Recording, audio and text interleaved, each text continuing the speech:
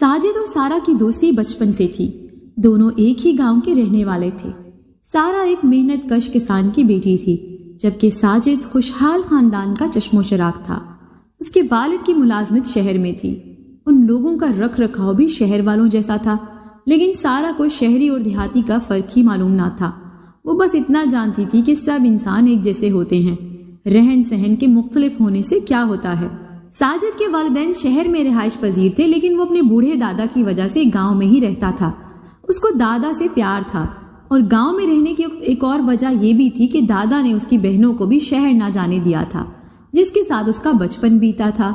جب تک ساجد اور سارا بچپن کی حدود میں تھے، ان پر بھی کوئی روک ٹوک نہ تھی۔ وہ آپس میں کھیلتے، کھیتوں میں گھومتے پھرتے، گنے توڑتے اور نہر پر مچھلیاں پکڑنے جاتے۔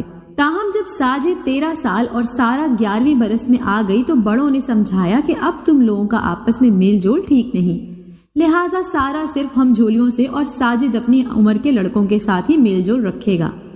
یہ پابندی اگرچہ دونوں کو شاق گزری، لیکن وہ تھے تو اسی سماج کا حصہ جہاں ریت رواج کی پابندی کی جاتی ہے، لہٰذا انہوں نے اپنے بڑوں کی باتوں کو ذہن نشین کر لیا اور ایک ساتھ کھیتوں کو جانا اور گھومنا پھرنا ترک کر دیا۔ سارا کے چاروں بھائی جوان تھے، ان کی ہم جولیاں کھیتوں میں ساگ توڑنے اور اپنے جانوروں کے لیے چارہ کاٹنے جاتی، لیکن وہ نہیں جانتی تھی کیونکہ اس کام کے لیے اس کے بھائی موجود تھے۔ وہ اب ساجد سے بھی شاذ و نادر ہی ملتی تھی، تاہم دلوں میں بچپن کی انسیت تو موجود تھی۔ نزدیک ہی لڑکوں کا اسکول تھا، سامنے گراؤنڈ تھا جس کا ایک حصہ سارا کے گھر کے مقابل تھا۔ جب چھٹی ہوتی، ساجد اور دیگر لڑکے مل کر میدان میں کھیلتے۔ سارا اپنے گھر کی دیوار سے ان کو گراؤنڈ میں کھیلتا ہوا دیکھتی رہتی۔ ایک دن سب لڑکے کھیل رہے تھے کہ ساجد گر پڑا، اس کو چوٹ لگ گئی۔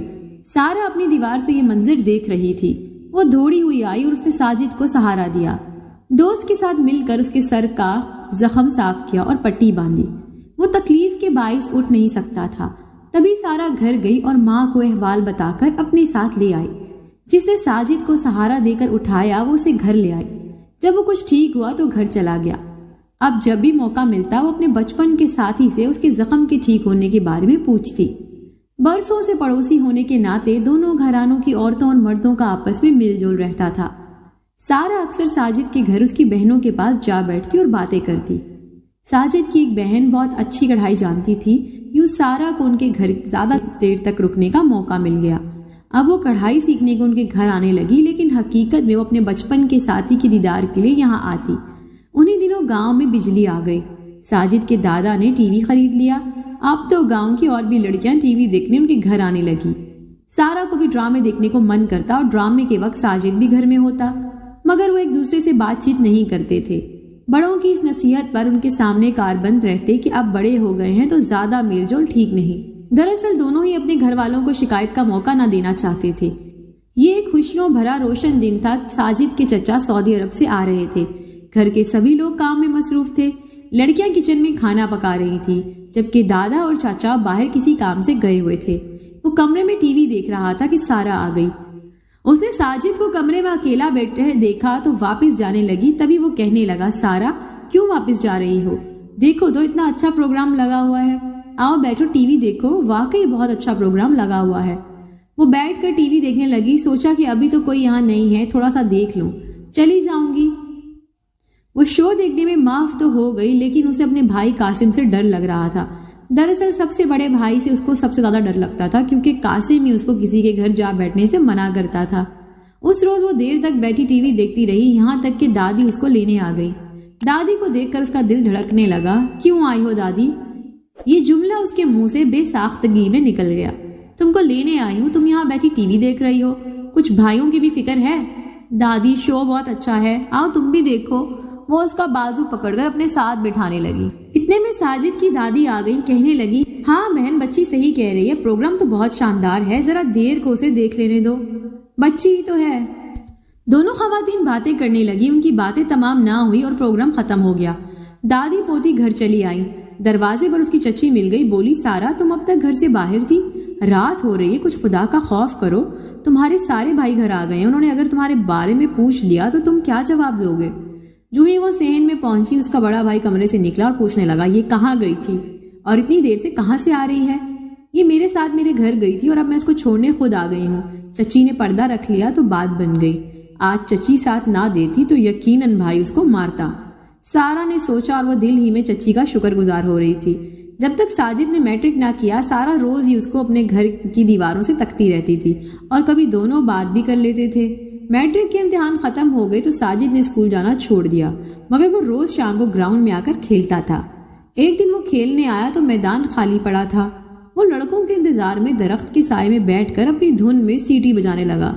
سیٹی کی آواز سن کر سارا کے کان کھڑے ہو گئے اور وہ دیوار کے پاس جا کر جھانکنے لگی۔ ساجد بور تو ہو ہی رہا تھا، اسے جھانکتے پایا تو اٹھ کر دیوار کے پاس چلا آیا اور باتیں کرنے لگا۔ پوچھا کہ کافی دنوں سے ٹی وی دیکھنے کیوں نہیں آ رہے ہو؟ اب تو ڈرامہ بھی بہت اچھا چل رہا ہے۔ بھائیوں کے ڈر سے نہیں آتی، وہ منع کرتے ہیں۔ ابھی وہ یہ بات کر ہی رہی تھی کہ اس کے بھائی نے باہر سے آتے ہوئے ساجد کو بات کرتے دیکھ لیا۔ بڑے بھائیوں سے تو بہن کی شکایت نہ لگائی، ماں کو جا کر بتا دیا کہ تم اپنی لڑکی کو سمجھا لو، یہ دیوار سے جھانک کر ساجد سے باتیں کرتی ہے۔ اس پر ماں بولی، بیٹا یہ اپنے پڑوس کے لڑکے ہیں اور ہمیشہ سے میدان میں کرکٹ کھیلتے آتے ہیں، جب تھک جاتے ہیں تو مجھ سے پانی مانگ لیتے ہیں، تب سارا پانی کا جگ بھر کر ان کو دیوار سے پکڑا دیتی ہے۔ اس میں ایسی کوئی بری بات نہیں ہے۔ ٹھیک ہے ہمارے پڑوسی ہیں، لیکن دیوار سے ادھر ادھر کھڑے ہو کر ہماری بہن سے بات کرنے کا کیا مطلب؟ جب وہ گھر کے اندر پانی پینے آتے ہیں اور ان کو گھر میں آنے سے منع کرتی ہوں تو باہر کھڑے رہ کر ہی پانی پی لیں گے نا، اور جب ان کی گیند اچھل کر ہمارے صحن میں آتی ہے تو وہ گیند دینے بھی تو آتے ہیں۔ سارا اس وجہ سے دیوار کے پاس گئی تھی۔ ماں نے بیٹے سے بہانہ کر دیا، مگر اب بیٹی کے پیچھے پڑ گئی۔ کہا کہ خبردار، جو تم نے اب کبھی دیوار سے سر نکال کر کسی سے بات کی، اگر کبھی تیرے بڑے بھائیوں نے دیکھ لیا تو یاد رکھ کہ انجام اچھا نہیں ہوگا۔ اس واقعے کے بعد سے سارا بہت احتیاط برتنے لگی۔ اب اس کا جی گھبراتا تو دیوار کے ادھر جھانکنے کی بجائے اپنی سہیلی سونی کے گھر چلی جاتی۔ سونی کا گھر اس کے کھیتوں کے پارندی کی طرف تھا۔ سارا کے تمام بھائی دن بھر اپنے کھیتوں میں کام کرتے، ایسے میں وہ ماں کو بتا کر سونی کے گھر چلی جاتی۔ اتفاق کہ ساجد کے ایک دوست شانی کا گھر بھی اسی جانب تھا۔ ساجد بھی اکثر اپنے دوست کے گھر چلا جاتا۔ اتفاقاً راستے میں ساجد سے مٹ بھیڑ ہو جاتی۔ سونی ایسے وقت ڈھال بن جاتی اور ان دونوں کو باتیں کرنے کا موقع بھی دے دیتی۔ ایک بار سونی کی ماں نے بھی سارا اور ساجد کو کھیتوں میں بات کرتے دیکھ لیا۔ سونی کو اس نے بہت ڈانٹا کہ یہ لڑکی اتنے دور سے تمہارے گھر تم سے ملنے آتی ہے یا اس چھوکرے سے؟ میں اس کی دادی سے جا کر شکایت کروں گی۔ تبھی وہ لڑنے گھر پہنچی اور دادی سے کہا کہ اپنے پوتے کو سنبھالو، اس کو منع کرو کہ وہ مٹھو کسان کی لڑکی سے راستے میں باتیں نہ کیا کرے۔ اگر کسان کے بیٹوں نے دیکھ لیا تو وہ تمہارے پوتے کی ہڈیوں کا سرما بنا دیں گے۔ ساجد کی دادی نے اس سارے معاملے سے اپنے شوہر کو آگاہ کر دیا، کیونکہ بات مردوں سے چھپائی جائے تو آگے مزید خرابی کا باعث بنتی ہے۔ ابتدائی مرحلے میں مرد بات کو سنبھال لیتے ہیں۔ دادا نے سوچا کہ میٹرک کا امتحان تو دے چکا ہے، اب ساجد کو اس کے والد کے پاس شہر بھجوا دینا چاہیے تاکہ بات یہیں پر ختم ہو جائے۔ دادا نے ایسا ہی کیا، پوتے کو کالج پڑھنے کے بہانے شہر بھجوانے کی بات کر دی۔ ساجد شہر جانا نہ چاہتا تھا، اس نے لاکھ کہا کہ وہ گاؤں میں ہی رہ کر پڑھے گا۔ بزرگ نے ایک نہ سنی، تب ساجد نے سوچا جانے سے پہلے سارا سے مل کر اس کو بتا دے کہ کس وجہ سے دادا اس کو دیش سے نکال رہے ہیں۔ بہرحال وہ نہ مل سکی اور بیچارہ ساجد شہر چلا گیا۔ وہاں اس کا بالکل بھی دل نہ لگا۔ رزلٹ آیا اور وہ پاس ہو گیا، لہٰذا باپ نے اس کو ایک اچھے کالج میں داخلہ دلوا دیا۔ وہ کالج جاتا مگر بے دلی سے۔ 2 ماہ بعد کچھ دنوں کے لیے چھٹیاں ہوئی تو وہ بہت خوش تھا کہ چھٹیوں میں گاؤں جا رہا تھا۔ ادھر سارا بھی اس کو یاد کرتی تھی لیکن ملنے سے مجبور تھی۔ ساجد آیا تو سیدھا شانی کے پاس گیا، کہنے لگا یار میرا دل شہر میں نہیں لگتا، میں کیا کروں؟ مجھے شہر پسند نہیں، اپنے گاؤں کی زندگی بہت اچھی ہے۔ گاؤں بھی پسند ہے اور مٹھو کی لڑکی بھی، لیکن اس بار تو اس سے بات کرنے کا موقع ہی نہیں ملا۔ بغیر ملے جانا پڑ گیا۔ یہ کون سی مشکل بات ہے؟ سارا روزانہ میری خالہ کے گھر سونی سے ملنے آتی ہے، اب آئے گی تو تمہیں بتا دوں گا، تم یہاں آ کر مل لینا۔ تو آج شام اس کو بلوا دے، میں اس کے لیے شہر سے تحفہ لایا ہوں، شہر کا تحفہ اس کو دے دوں گا، کیا یاد کرے گی؟ ٹھیک ہے، میں آج سونی کو کہتا ہوں کہ اس کو گھر بلائے گی۔ جب وہ یہ بات کر رہے تھے تو کھیتوں میں سرسراہٹ ہوئی۔ ساجد نے غور کیا تو اس کی سمجھ میں بات آئی کہ کوئی نزدیک ہی کھیت میں موجود تھا جو ان کی باتیں سن رہا تھا۔ اس نے قریب جا کے اس شخص کو دیکھنا چاہا مگر شانی نے منع کر دیا، کہنے لگا تو اپنے کام سے کام رکھ اور مزید اس معاملے میں مت الجھ۔ کاپی پینسلیں سونی کو دے دے اور وہ اس کو پہنچا دے گی۔ دیہات کی لڑکیاں رنگین پینسلوں پر مرتی ہیں اور میرے پاس ایک ہی سیٹ ہے، سونی کو دیا تو وہی رکھ لے گی، میں اپنے ہاتھ سے ہی سارا کو دوں گا۔ اچھا تیری مرضی، میں سونی کو کہہ دیتا ہوں میرا پیغام سارا تک پہنچا دے گی۔ پیغام تو اس تک پہنچ گیا، اب تو اس کو ادھر آنے سے روکنا تھا۔ وہ کیوں؟ تو نے کھیت میں سرسراہٹ نہیں سنی؟ یہ کھیت کا آخری کنارہ مٹھو چاچا کی ملکیت ہے، یقیناً ان کا کوئی بیٹا ادھر ہے۔ اس نے اگر ہماری باتیں سن لی نا تو یقیناً وہ یہاں آ کر تاک لگائیں گے۔ آج سارا کو روکنا ہوگا، وہ ہرگز ادھر نہ آئے۔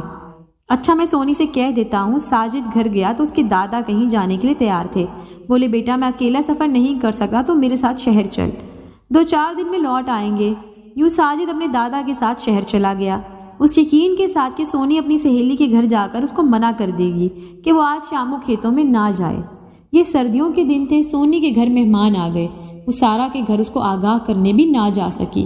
اس نے سوچا کہ شانی خود اس معاملے کا دھیان کرے گا۔